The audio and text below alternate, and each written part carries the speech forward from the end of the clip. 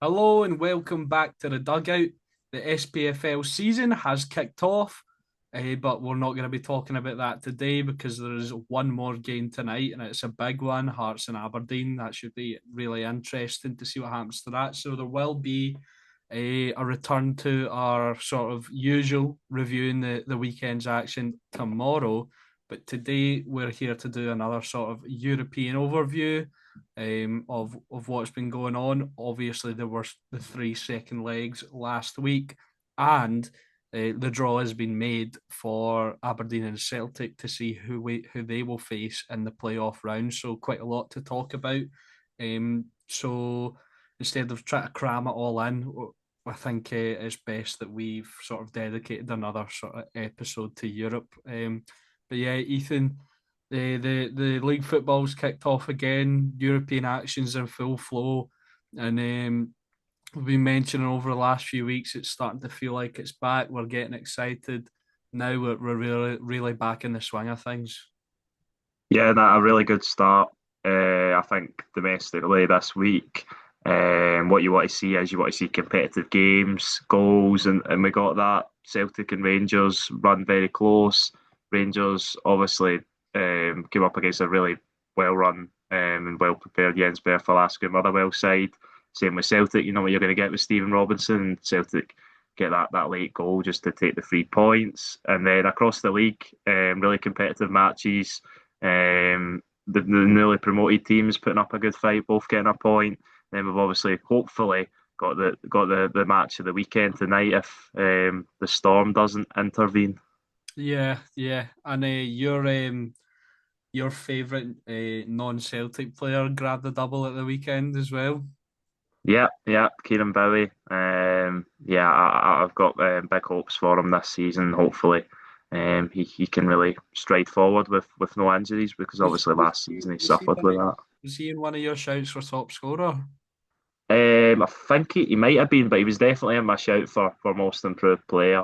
Okay. And yeah, I think if he gets a full season without injuries, then he won't be in Edinburgh for long. I don't think. Well, I think that's a good place to start. Obviously, success at the weekend, but heartbreak for the High Bees late. Fantastic goal, but late for them against Midtjylland going out of Europa League qualification. Obviously, the game finished. The 90 minutes finished 0-0.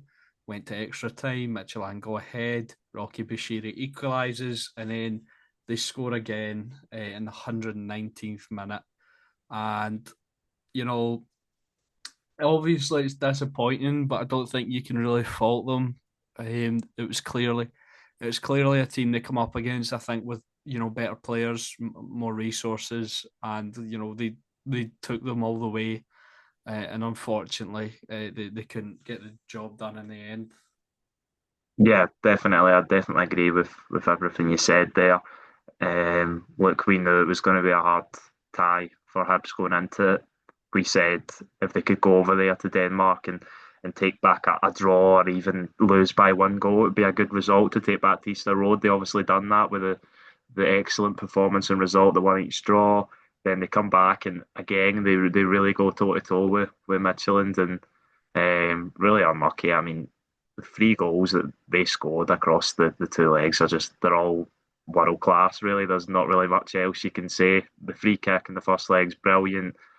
The strike from Dario Osario it was, and the first goal in extra time is just brilliant, and then obviously the overhead kick from Junior Bramado speaks for itself. So it's just those sort of quality moments, and that was the difference. Midtjylland have the quality of player that can just pull off a ridiculous moment like that, and Hibs didn't, and that was the fine margins between them and the tie. And but Hibs can take a lot of confidence, and they should take a lot of credit from it because it is better than what we've seen from Scottish teams in qualifying recently. I'm talking outside of Celtic and Rangers, obviously, but a really difficult tie faces Hibs now in the Conference League as well. Yeah, definitely. I was just going to say they dropped down to the Conference League and no easy ties for Hibs. It seems they take on Partizan Belgrade,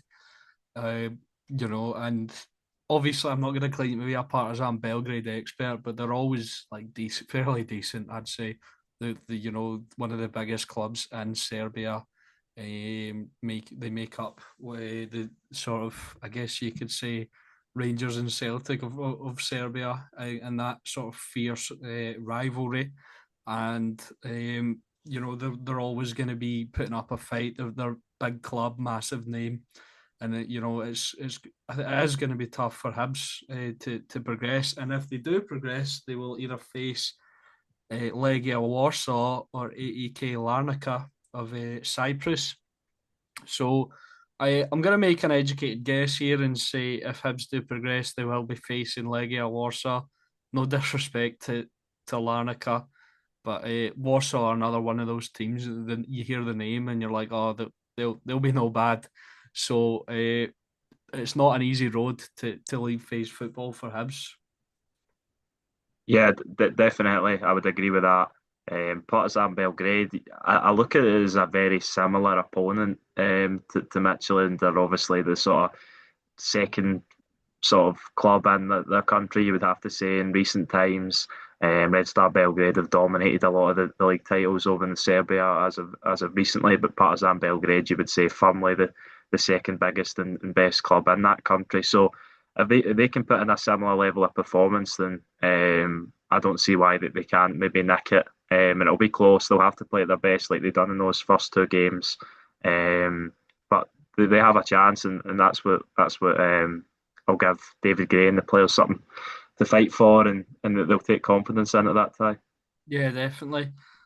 So we'll move on to Rangers. Obviously, they progressed last week with a one each draw, um, under immense pressure, and it turned out to be sort of a, um, I don't know, foreshadowing for the weekend. But anyway, under immense pressure, a lot of the game they go 1-0 down, but then yeah, the Gassama comes back and equalises with a pretty brilliant finish, a really nice volley off the post and in. So they progress to face Victoria Pilsen tomorrow, the first home leg at Ibrox, and then obviously away to the Czechs in Pilsen, and they will face either Club Bruges or RB Salzburg in the next round. So, Ethan, you mentioned before we started recording, obviously, it's not easy. It's never going to be easy, especially with Club Brugge and Salzburg Club Brugge or Salzburg waiting for you. Obviously, and you need to get past Pilsen as well. But it's maybe a slightly favourable run for Rangers. Yeah, I think definitely. We spoke about Panathinaikos as being one of the more difficult draws Rangers could have got in that second round.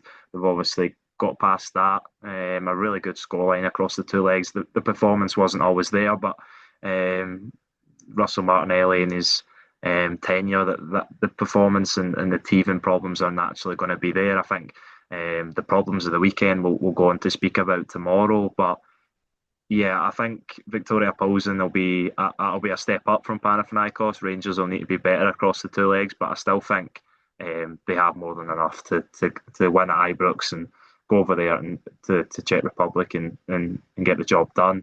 In the next round, again, it's going to be a step up. You expect it, but FC Salzburg and Club Brugge, you would now consider them as sort of Champions League regulars. Salzburg have made the group stages last 6 seasons. Club Brugge have made six of the last 7 seasons, and Club Brugge made it to the round of 16 in the last two Champions Leagues. So it's not easy, of course, but we know that you have to beat. If you're going into that league path into the Champions League, you need to beat good teams to get in there. The one team that got into the Champions League through that league path recently, obviously, was Rangers when they beat PSV Eindhoven under Giovanni Van Bronckhorst.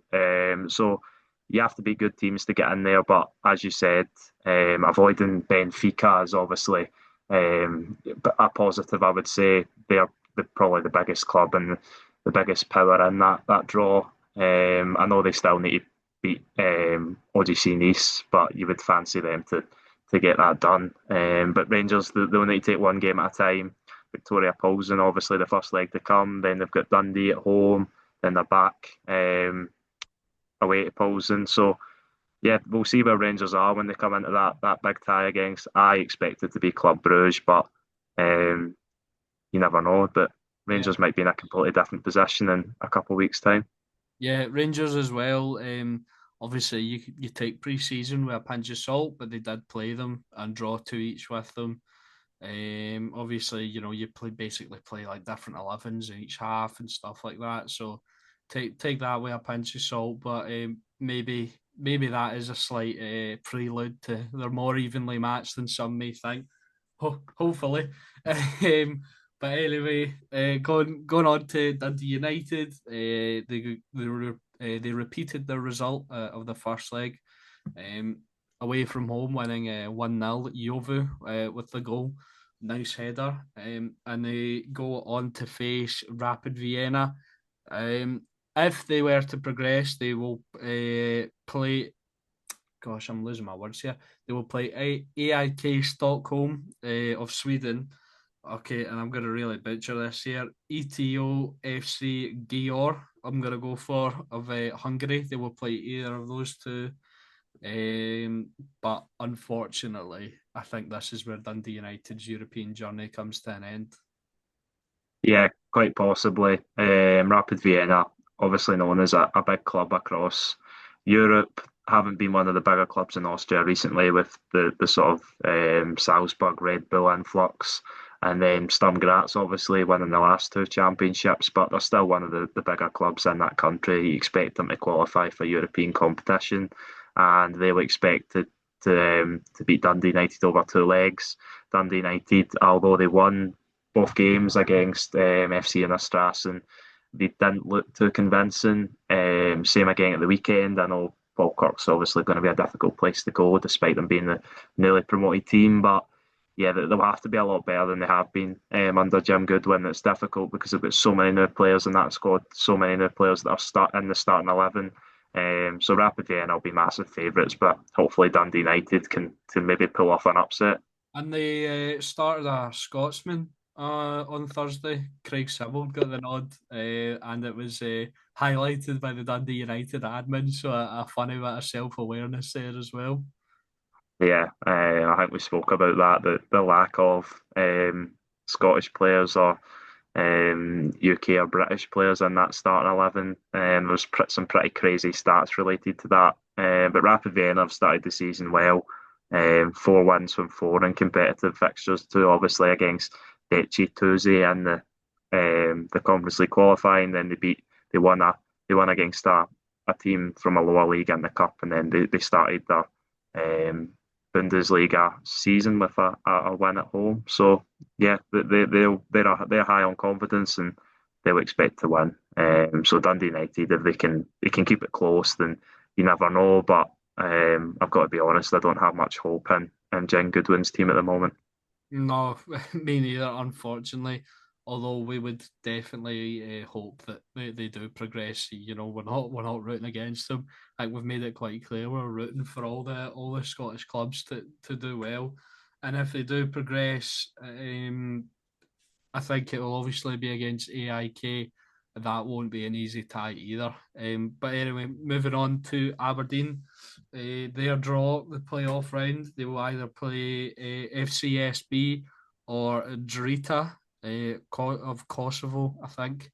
Um, Yeah, so, uh, you know, maybe I'm being ignorant towards Drita, but I think Aberdeen will be playing FCSB. And that is, I think quite a tough tie as well. Obviously, Rangers battered them last season, but I think the owner picked the starting 11 or so. It was something weird. So take everything with a pinch of salt. We do have quality players. However, I think I'm gonna. I think we'll do predictions at the end. But I'm gonna sort of just put uh, put myself on the line here and go, I think Aberdeen will progress and make it to the Europa League phase. Hopefully so. Yeah, I think Aberdeen. I didn't look. I think I had a brief look into who Aberdeen could play last week when we done our sort of complete European preview. I can't really remember a lot of the names, but I think from what I've seen, this kind of draw was one of the sort of slightly easier ones. And I know FCSB or Steaua Bucharest are known as one of the biggest clubs in Romania, a big club in Europe. Of course, they did win the Champions League, didn't they? I Yeah, think, they or did. the European Cup. Pretty sure they did. So a massive club. But as you said, Rangers obviously made quite easy pickings of them in the Europa League phase last season, but they did do very well across the competition. If I'm not mistaken, I think they got top eight, or they were really close to getting top eight. So they're no mugs, but you never know. Aberdeen, they've not we've not seen Aberdeen play a game yet, so you don't really know what you're going to get from them. They were obviously brilliant at points last season, went toe to toe with Celtic and Rangers in games. Obviously, off the back of a Scottish Cup final win, strengthened the squad. So hopefully they can go and give whoever they play.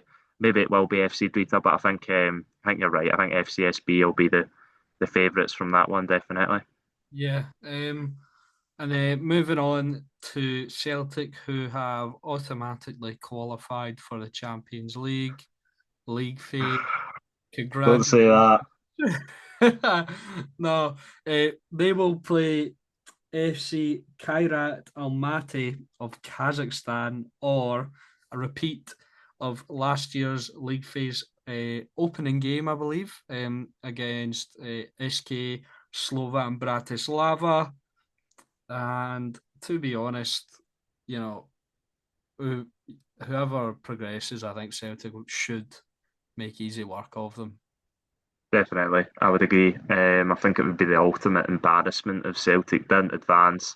Celtic were obviously going to be favourites regardless of who they played in this playoff round, but I think that's one of the more favourable ties. You've avoided FC Basel, you've avoided, who was the other team?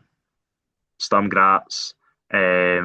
So yeah, I think Celtic will definitely be happy with that. I do stress that I think Celtic still need a couple more players in before that tie because they are a little bit under the weather. I would say definitely in the wide areas, but they should still have more than enough. Kairat Almaty don't usually win the Kazakhstani league. I think it's only their third time winning it. They've never qualified for the Champions League, I don't believe. And the last time Celtic actually qualified for the Champions League through qualifiers, they beat the Kazakhstan champions FC Astana, and I think that was 8-4 on aggregate. I think it was. Celtic won the first leg 5-0 at Celtic Park. Then somehow Astana pulled it back to 6-4 on aggregate and gave Celtic fans some nerves. But I think it was Olivier Ntcham and Lee Griffiths scored towards the end. But yeah, should progress pretty easily, like they did. And obviously, as you said, the opening game of the league phase last year, they thrashed Slovan Bratislava at Celtic Park. But the thing you've got to remember was that as there's Kyogo's moved on, Nicholas Kuhn's moved on, and you could make the quite valid question whether Celtic have replaced them. Yeah, definitely, definitely. It could be interesting to see.